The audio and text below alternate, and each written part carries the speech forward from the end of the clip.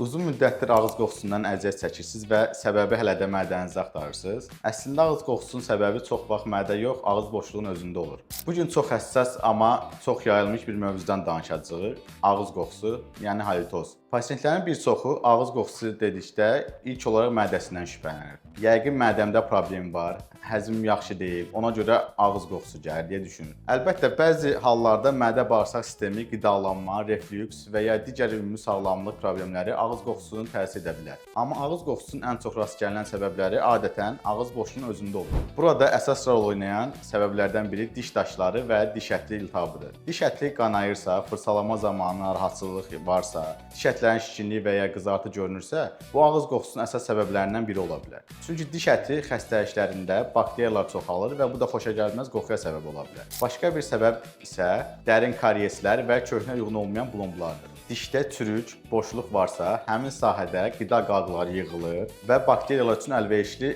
mühit yaranır. İnsan dişlərini fırçalasa belə, o nahiyədə tam təmizləyə bilmir. Nəticədə qoxu davam edə bilər.